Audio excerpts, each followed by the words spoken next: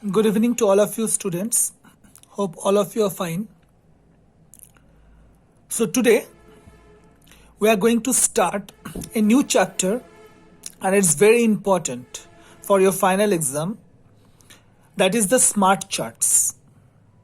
Okay, that is chapter 12 in your NCERT book. Smart charts. Now what this name suggests, so in this chapter you are going to learn about the different types of charts. Like for example, bar graph, you have already done in class 4. Then pie chart, then pictograph. Okay, from all this you will gather some informations.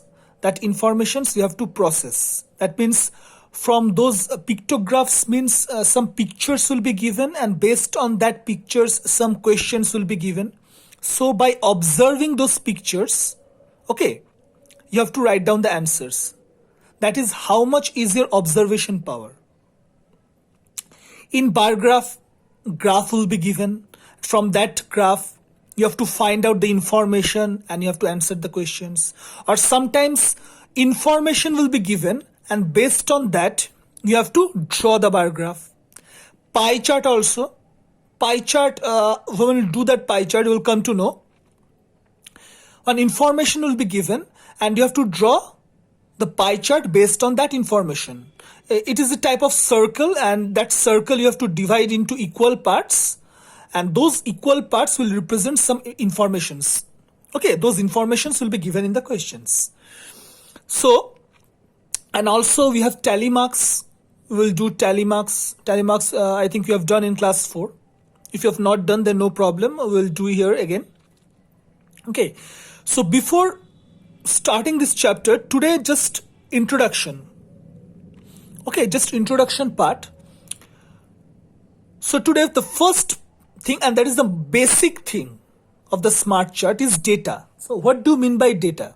Because this chapter is based on data. Some data or information will be given and you have to draw the different types of charts.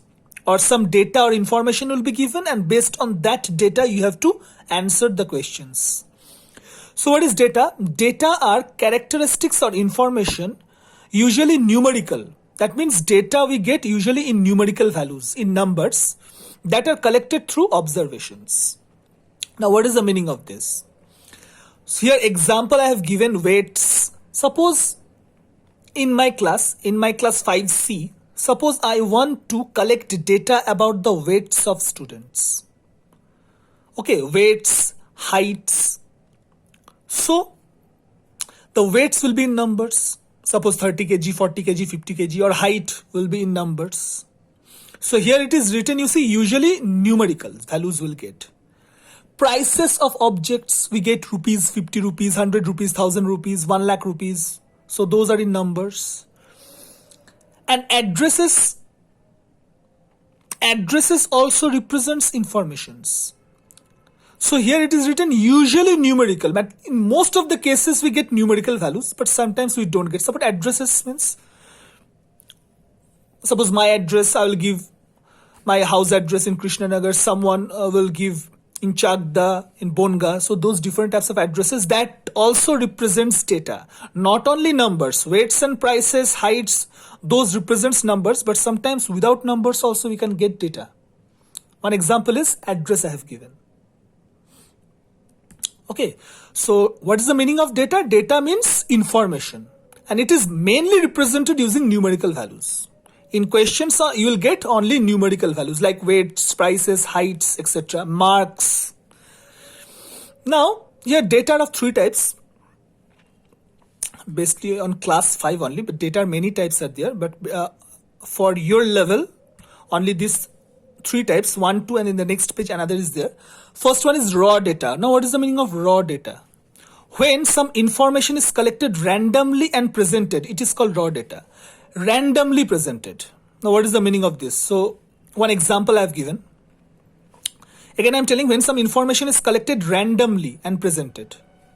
For example, here see marks obtained by 20 students out of 25. That means here it is the total marks of class 6 in mathematics in a test. So here some information is given about the marks obtained by 20 students class 6A in mathematics, and total marks is 25. So here roll number 1, suppose this example, okay, roll number 1 18 marks, roll number 2 25, you have to 25, roll number 3 10 marks. Here I have given dot dot roll number 20. Okay, here I have given dot dot means I have not written all the roll numbers. That means here continuous, then roll number 20 and 13 marks. So this is a raw data. That means I have just collected a roll number wise and have presented. Okay, I have not arranged. Here I have done nothing. I have just collected the numbers randomly. Roll number wise I have collected. And I have presented here. So this type of data is called raw data. Suppose height also. Height I am collecting roll number wise. Roll number 1 this side, roll number 2 this side. So this type of information, whenever you are just collected randomly, okay, those type of data are called raw data. Second one is, you see, arranged data. Arranging the data in some meaningful order to make it easier to understand, analyze or visualize. Now what is the meaning of this? Now this raw data, when we are arranging the raw data in a particular way, that data is called arranged data. From the name you can see arranged data. That means the data is arranged in a particular way. For example, I have given arranging the mathematics marks in ascending or descending order. The marks that I have got here, this marks, if I arrange the mathematics marks in either ascending order or in descending order, you can either arrange in ascending order, that means from smaller to greater, or you can arrange in descending order from greater to smaller. So those type of data are called arranged data. Why it is called arranged data? Because we are arranging the data in a particular order, either in ascending order or in a descending order. Okay, so let's move to the next page. So here you can see this one I have arranged it.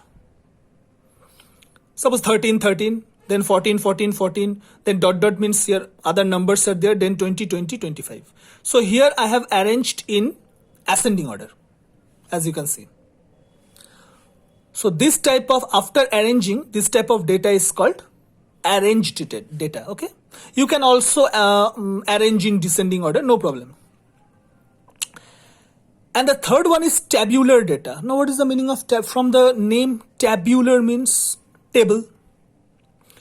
So data that is structured into rows, each of which contains information about something. Now here tabular data means data that is structured into rows. But that means in simple form, data will be given in table. You can see here I have drawn one table. Marks obtained, that means this is the mathematics marks, and number of students.